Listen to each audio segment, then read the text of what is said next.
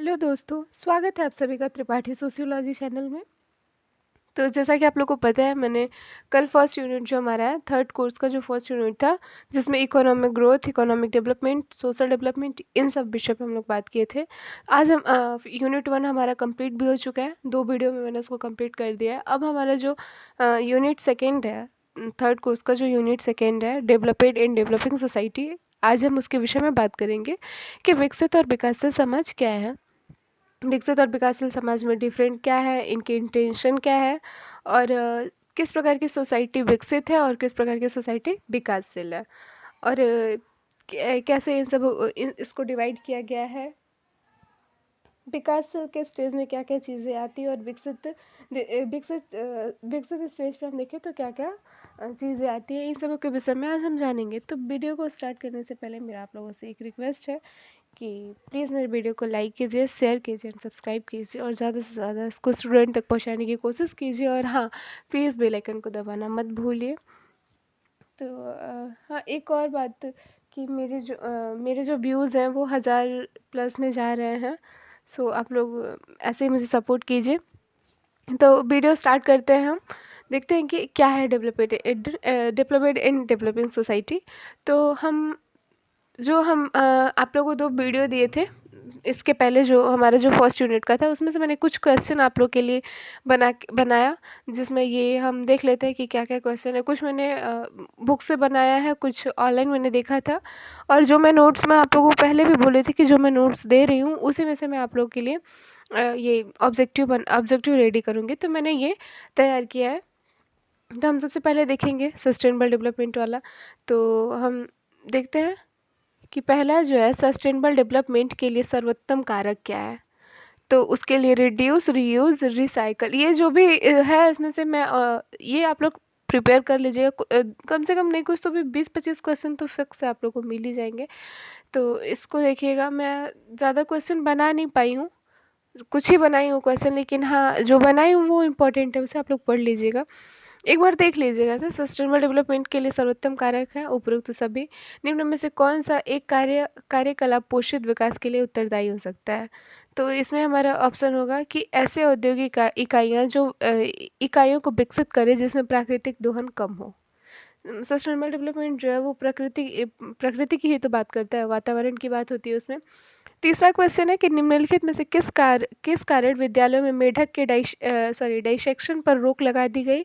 तो मेढकों की आबादी जो है वो कम होने से मच्छरों की आबादी बढ़ गई थी, क्योंकि मेढक की जो आबादी थी वो कम होती गई, और मच्छर जो थे, मेढक जो है वो आहार मतलब उनका आहार है ना मच्छर, तो वो चीज़ें वो मच्छरों की संख्या बढ़ती गई। तो इसके लिए जो विद्यालयों में हम वो प्रैक्टिकल के लिए मेंढक पे होता था, वो सारी चीज़ें बंद कर दी गई। फिर हम देखते हैं कि निम्नलिखित में से कौन सा एक ऊर्जा का अच्छा स्रोत है। तो सोलर पैनल द्वारा बिजली बनाना, ये भी सही है। पवन चक्कियों का प्रयोग करना, ये भी सही है। सूर्य की किरणों द्वारा पानी को गर्म करना, ये भी सही है। तो उपरोक्त सभी हो जाएगा। फिर हम देखते हैं कि निम्नलिखित में से कौन सा एक प्रोषित प्रकार का विकास है। तो यहाँ पे है चिमनी पर कार्बन पार्टिकल का अवशोषण लगा देना। फिर हम देखते हैं कि गंगा जल का विकास जो है वो उसकी प्रक्रिया के साथ साथ साफ होना चाहिए, इसकी पुष्टि करने वाला कथन है। उसमें गिरने वाले नालों के पहले ट्रीटमेंट प्लांट द्वारा साफ करने के बाद गंगा में डालना चाहिए। उसके बाद 7वां क्वेश्चन है, पिछले कुछ वर्षों से पर्यावरण की अति दोहन से सर्वाधिक नुकसान क्या हुआ है। तो जैव विविधता जो है, बायोडिवर्सिटी, उसमें कमी आई है। फिर हम देखते हैं कि 8वां है, हमें प्राकृतिक संसाधनों में नेचुरल रिसोर्सेज की मिताबियता जो है उसमें विवेक पूर्वक दोहन करना चाहिए, क्योंकि यह साधन सीमित तथा समाप्त होने का खतरा है। फिर हम देखते हैं कि सतत विकास की अवधारणा, ये जो पहला है ब्रंडटलैंड आयोग, इसकी अवधारणा है, इसकी देन है। सतत विकास पर मानव पर्यावरण एवं स्टॉकहोम सम्मेलन संपन्न हुआ था 1972 में। सतत शब्द का सबसे पहली बार प्रयोग ये है 1987 में किया गया था। सतत पोषणीय विकास की अवधारणा के संबंध में ये संसाधनों के संरक्षण के विषय में बात किया गया था। इंदिरा गांधी नहर कमान क्षेत्र में सतत पोषणीय विकास करने के लिए इनमें से कौन सा सबसे महत्वपूर्ण कारक है। तो होगा इलॉजिकल डेवलपमेंट।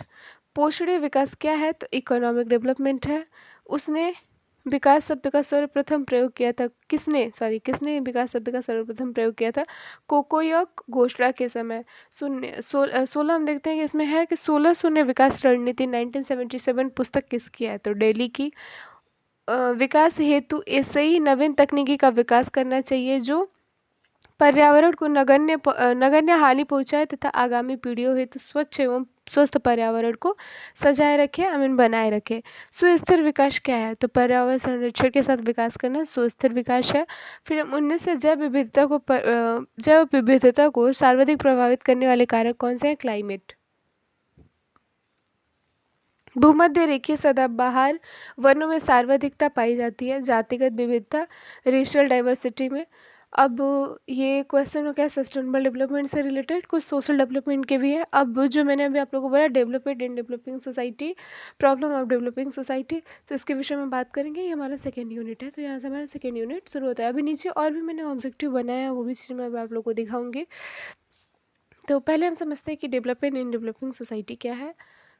तो यहाँ पे हम देखते हैं कि विकसित और विकासशील समाजों की समस्या भारत के संदर्भ में विशेषता में से समझेंगे। मतलब आज हमारा ये इन्हीं चीज़ों पे हम बात करेंगे। तो हम देखते हैं कि डेवलपमेंट एंड डेवलपिंग सोसाइटी जो है, विकसित और विकासशील समाजशास्त्रीय आधार पर विकास का लक्षण केवल आर्थिक वृद्धि न होकर संपूर्ण सामाजिक संबंधों में सुधार से है। उसके बाद विश्व समाज को दो भागों में विभाजित किया गया, जिसमें पहला था विकसित समाज और दूसरा था विकासशील समाज। तो विकसित समाज मतलब किस प्रकार से विकसित समाज होता है, उसमें क्या क्या चीज़ें होनी चाहिए जिससे हम विकसित समाज होने का पता लगा सकें।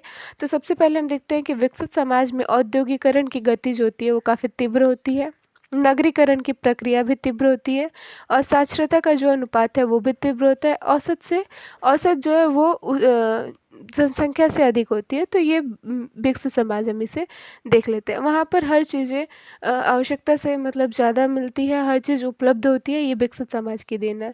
अब विकासशील समाज हम देखते हैं कि ये जो है वो अर्ध विकसित समाज है। इसमें विकास के लिए प्रयत्नशील मतलब विकास पाने के लिए प्रयत्न कर रहे हैं लोग। औद्योगिकरण की जो गति है वो काफ़ी धीमी है यहाँ पर, और भौतिक संस्कृति की गति भी धीमी है। विकासशील समाज मतलब यहाँ पे विकसित समाज में सारी चीज़ें काफ़ी उसकी जो प्रक्रिया है वो काफ़ी तेज़ हो रही है, और विकासशील समाज में सब कुछ धीरे धीरे हो रहा है, होने की कोशिश किया जा रहा है।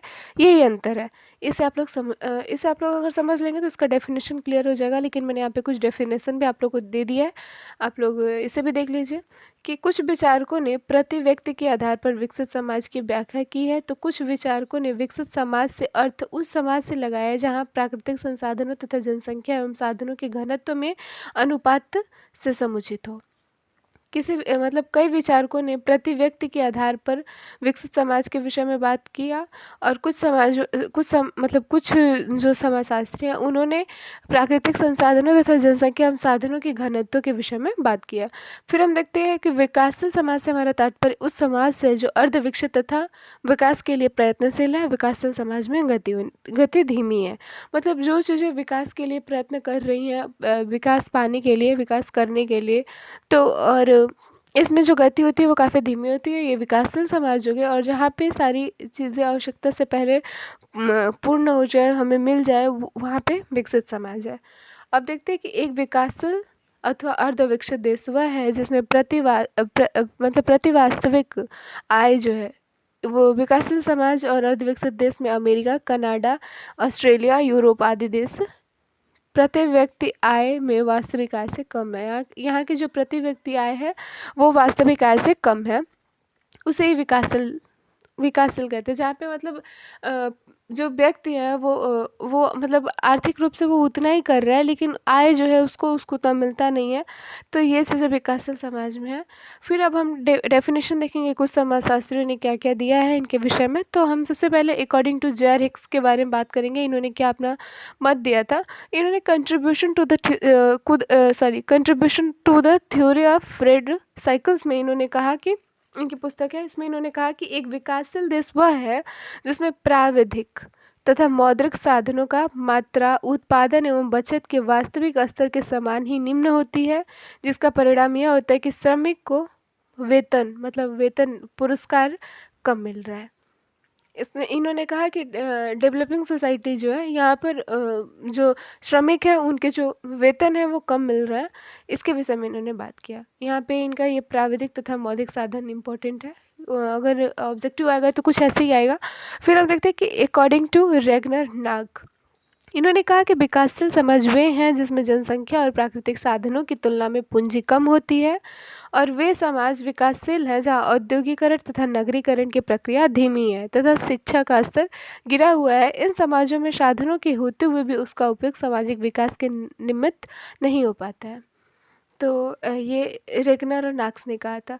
फिर इन्होंने विकासशील समाज के कई कंडीशन, कई अवधारणाएं दी थी। कॉन्सेप्ट क्या क्या थे तो वो हम जानते हैं कि विकासशील समाज के कॉन्सेप्ट क्या हैं। तो विकासशील समाज के टोटल पाँच कॉन्सेप्ट यहाँ पे बताए गए हैं, जहाँ पे हम पहला देखते हैं कि इसमें निर्धनता जो है प्रत्यक्ष रूप से हो। विकासशील समाज में निर्धनता, धार्मिक विश्वास और रूढ़ियों का प्रभाव अधिक हो, ये सारी चीज़ें हैं। मतलब ये क्या कहते हैं, चिन्ह है जिससे हम जान सकते हैं कि कौन सा विकासशील समाज है, जिसमें निर्धनता प्रत्यक्ष रूप से हो, ठीक, और विकास जो है प्रत्यक्ष रूप से हो, और और विश्वास और रूढ़ियों का प्रभाव अधिक होता है। प्रत्येक पहलू में विकास की संभावनाएं दृष्टिगोचर होती है। अब यहाँ पे देखते हैं कि जहाँ विकसित राष्ट्रों की तुलना में प्रति व्यक्ति आय कम हो, प्राकृतिक साधन, मानव शक्ति का उचित उपयोग न होना, जनसाधारण का जीवन स्तर निम्न हो, तो ये हो गया विकासशील समाज। अब हम यहाँ पे विकासशील समाज को समझ लिए हैं और विकसित समाज को जान लिए हैं। मैंने कुछ डेफिनेशन में कुछ आप लोग को ऑब्जेक्टिव क्वेश्चन भी दे दिया है। अब मैं इसके आगे विकसित और विकासशील समाज में अंतर क्या है, और क्या क्या इनमें अंतर क्या है, और एक भारत की एक विकासशील समाज क्या है, इसके विषय में हम अगले वीडियो पे बात करेंगे, क्योंकि वीडियो बड़ा हो जा रहा है। तो इसके लिए मैं आज ही, मतलब ये हमारा 2 पार्ट में मैं इस वीडियो को बना रही हूँ। आज से वही करूँगी मैं, क्योंकि एक टॉपिक को मुझे समझाने में, और क्योंकि मैं सारा नोट्स भी आप लोग को दे रही हूँ तो वीडियो बड़ा हो जा रहा है मेरा। तो मैं सोच रही हूँ कि मैं एक ही टॉपिक को 2 पार्ट में करके आप लोग को दूँगी। तो अभी मैं जस्ट तुरंत ही एक और वीडियो बना रही हूँ आप लोग के लिए, उसमें मैं इसमें अंतर वगैरह समझा देती हूँ। तो इसमें आप विकासशील समाज के डेफिनेशन जिन समाजशास्त्रियों ने दिया है, कैसे क्या है विकसित समाज के जो चिन्ह हैं वो क्या है, जो साइनिंग है, और विकासशील समाज के क्या साइनिंग है वो चीज़ें, और यहाँ पे ऑब्जेक्टिव ये मैंने बता दिया। मतलब इसमें मैंने आप लोग को डेवलपमेंट के मीनिंग और डेफिनेशन के विषय में बताया है। अब आगे मैं इसके अंतर और इंटेंशन क्या है, इसके कैरेक्टरिस्टिक्स क्या है, उन सब पर बात कर लेंगे अगले ही वीडियो में। तो ये वीडियो आप लोग देखिए, लाइक कीजिए, शेयर कीजिए, सब्सक्राइब कीजिए। और हाँ, अभी मैं जस्ट एक वीडियो आप लोग को और देने जा रही हूँ, इसी पर है वो, क्योंकि ये डेवलप अभी पूरा क्लियर नहीं हुआ है, तो वो वीडियो मैं आप लोग को दे रही हूँ। ये मैं पार्ट 1 पार्ट 2 करके डाल दूँगी। So thank you so much guys, please video को देखिएगा।